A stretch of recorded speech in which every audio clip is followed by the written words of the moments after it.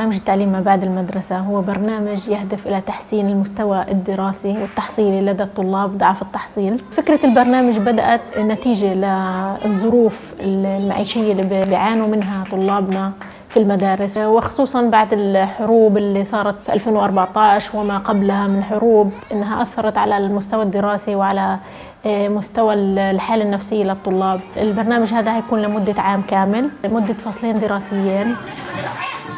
بننفذ البرنامج في 4 مؤسسات في منطقتين جغرافيات في قطاع غزة، منطقة رفح ومنطقة خان يونس. اختيار الجمعيات هذا بقوم على أسس معينة، خبرتها السابقة في مجال التعليم، هل المكان وموقع الجمعية مناسب لوصول الطلاب والخريجين لإلها، الإضاءة والتهوية، عدد الغرف المطلوبة، مساحتها.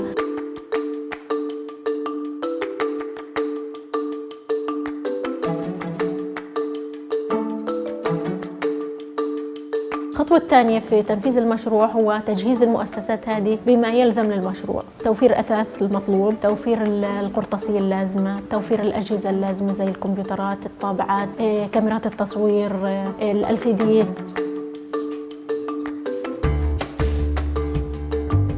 بدينا أول إشي بالاستقطاب الفئة عن طريق اللي هو المعايير معينة، كان من ضمنها إنه مستوى الطالب يكون محصور بين 40 و70% في المواد الأساسية اللي هي رياضيات وعربي والإنجليش. بعد هيك بلشنا اللي هو بالأشغال الإدارية اللي هو تعبئة ملف الطالب، فكانت أول الجلسات اللي هي عملنا الاختبار التشخيصي اللي قدرنا نحدد عليه الفئات بالضبط، إيش هو نقاط القوة ونقاط الضعف لدى الطالب، وقدرنا عنه نعمل خطط بعد هيك للجلسات اللي حنقدر نديها للطالب.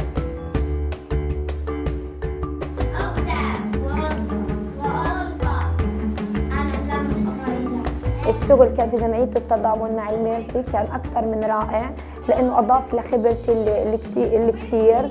كان الشغل ممتع جدا، لأنه تعاملنا مع الأطفال بأساليب جديدة، استخدمنا أساليب متطورة في التعليم، الأكتيف ليرنينج استعملناه بصورة موسعة. كمان كان مختلف في الأساليب عن المدرسة، فيها اهتمام أكثر بالأطفال وبمستوياتهم. To play basketball. شفتوا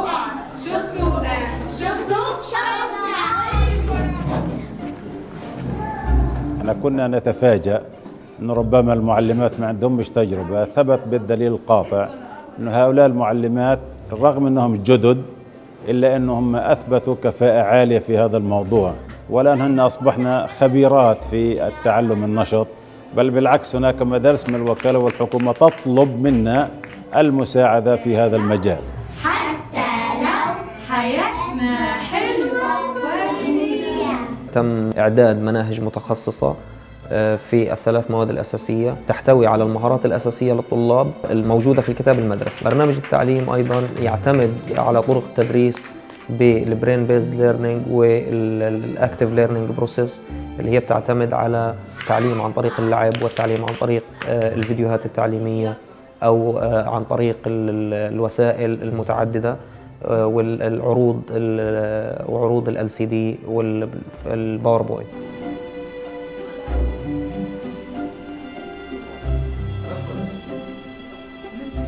المركز تبعنا عبارة عن 4 فصول دراسية، كل فصل بيتسع من 7 إلى 8 طلاب فقط. هذا العدد هو اللي بيعطي الفرصة للمدرس إنه يركز على كل طالب، يحدد الفروقات الفردية وكيف يتعامل معهم، بحيث إنه كل طالب ياخذ حقه في الاهتمام والرعاية من المدرس أو من الأخصائي نفسه.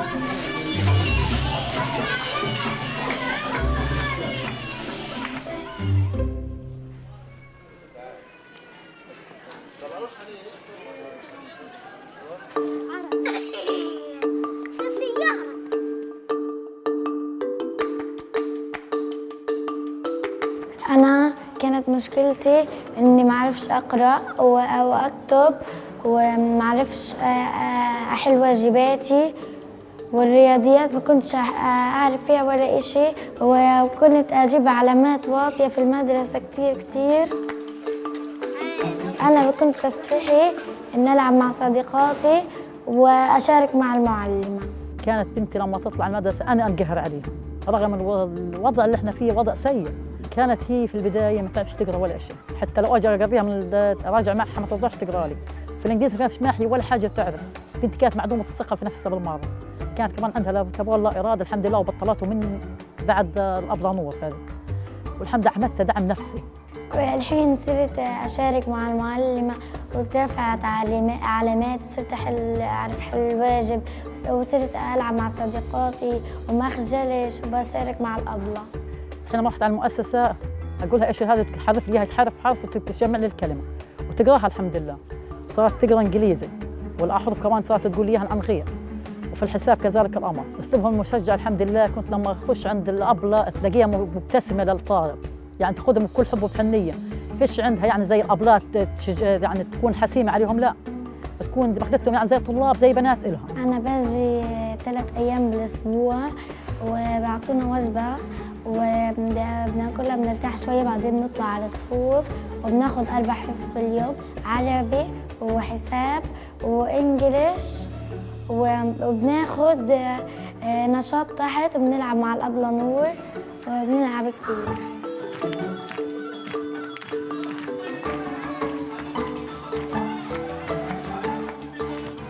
أول شيء بدنا نحكي يا جماعة إنه دائما في كل مواضيعنا دور الأهل أو دور الأسرة، بدي أقدم له وجبات صحية كويسة، خضروات، خيار، فواكه. ساهموا معنا خلونا الأمهات كيف يتعاملوا مع أولادهم في التربية، في الحساب، في الإنجليزي، في العربي، يعني فهمونا إيش نعمل لأولادنا. كنا قبل ما نعرفش ولا حاجة، ايش معمل في الجمعية، اجيب ورقة كتاب كبير واكتب واجي اديه لاولادي ويعرفوا منه. وتعين الصحة كانوا يدونا تعين الهرم الغذائي اخذناه برضه، ايش نتعامل كيف نتعامل لاولادنا، كيف نديهم الغذاء الصحي، في وقت نديهم الغذاء، الوجبة قاعد يديش خليه ياكل يتغدى ينام له ساعة يرتاح، بعد هيك مثلا بخليه ارجع اقرا ساعة ساعتين. قدرنا نحصر ونحدد ايش المشكله الرئيسيه وراء تدني او تاخر الطالب دراسيا. حاولنا انه بنخلص الطلاب من المشاكل النفسيه اللي بيعانوا منها، نهيئهم نفسيا، نعزز ثقتهم بنفسهم. كل هذه الشغلات عملناها عن طريق جلسات الاهالي، نخلي عنده او نحفز دافع التعليم عنده. بعد هيك قدرنا نتابع مع الاهالي داخل البيوت، زرنا معظم الطلاب، تعرفنا على البيئة المنزلية اللي بيعانوا منها، قدرنا ان نخفف من حدة كل المشاكل هذه. بعض الحالات تخلصت من معظم المشاكل النفسية الموجودة عنها. بكسر الروتين اللي هو عايش فيه، بعد نص ساعة لما يرجع على اليوم كنت انا باجتماع مع اولياء الامور، اجت امها لجواهر قالت لي انه بنتها كثير بتعاني من مشكلة الخجل، كانت مستحيل تحكي، وهذا الشيء انا انتبهت له بجلسات الدعم النفسي. فحولت جواهر لحالة فردية أنا تعاملت معها، كانت كتير صعب التعامل معي في بداية الجلسات. فبعد تنفيذ الجلسات معها بدت جواهر تتجاوب، بدت تشارك شوية بالأنشطة. غير هيك كنت بتابعها مع معلماتها، كانوا كتير بيشكروا لي في جواهر.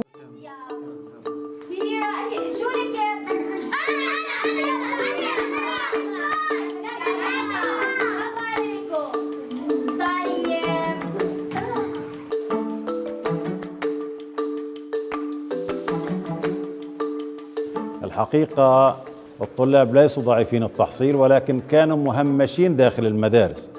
هاي الفرق ما بين، وبالتالي احنا فهمنا هذا الموضوع. أصبحت المراكز والجمعيات هنا عبارة عن مناطق جاذبة لهذا الطفل، لأنه راعينا الجانب النفسي. هذا التهميش احنا أعطيناه الحنان وأعطينا له الترتيب وأعطينا له الدعم النفسي الكامل، وبالتالي صار الطالب يجي بنفسه أنا بدي أتعلم عندكم.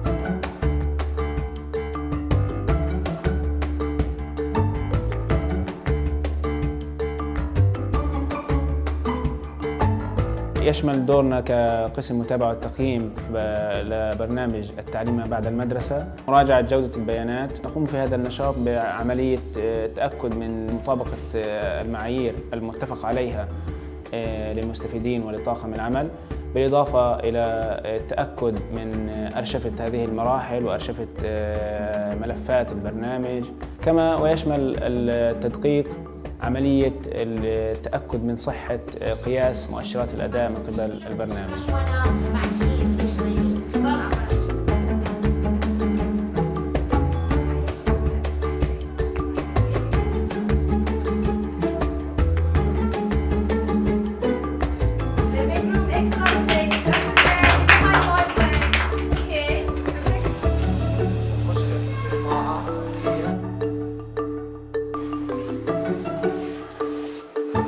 في نهاية المشروع يتم توزيع حقيبة على كل طالب مشارك في البرنامج. الحقيبة هذه تحتوي على أدوات صحية شخصية لكل طفل، زائد هدية لكل طالب اللي هي لعبة لكل بنت أو كرة قدم للأولاد.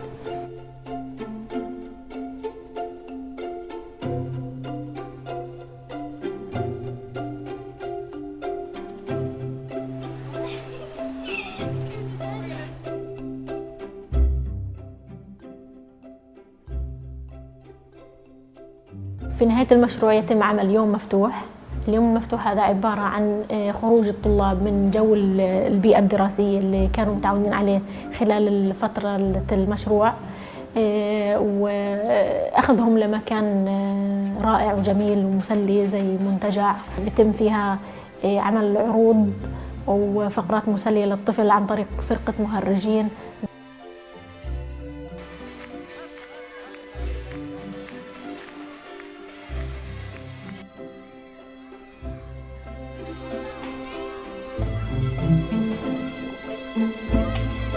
طبعا في نهاية المشروع في أنشطة متعددة، منها اللي هي المسابقة التعليمية. هذه المسابقة بتتم بين طلاب المراكز الأربعة اللي موجودين معنا في هذا المشروع. بتم اختيار بعض الطلاب اللي بيمثلوا الجمعية هذه. يرسم الفنان لوحة. الفعل في الجملة هو الفنان يرسم لوحة. مين الفعل؟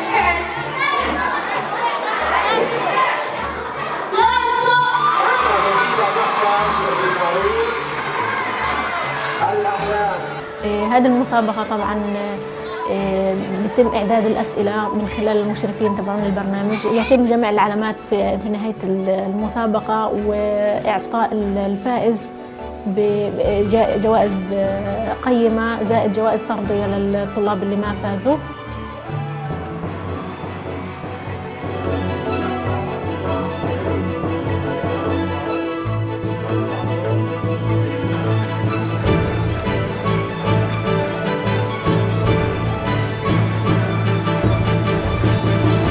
بداية التحضيرات للبرنامج تم التواصل مع وزارة التربية والتعليم، وكالة الغوث لتشغيل اللاجئين، قسم التعليم.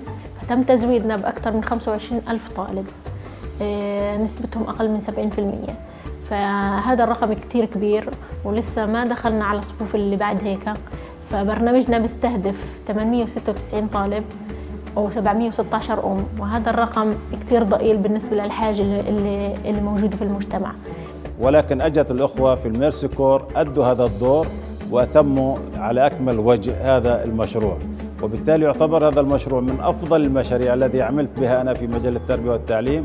إن لم يكن الأول فهو من المشاريع الرائدة في قطاع غزة في هذا المجال. لذلك نحن نشكر شكر جزيل لحملة سلام يا صغار، مؤسسة القلب الكبير لدعمها السخي لهذا البرنامج، ونتمنى في السنوات القادمة أن يكون التمويل بشكل أكبر لمؤسستنا ولمؤسسات أخرى حتى يستفيد من هذا المشروع أكبر قدر ممكن من هذول الطلاب.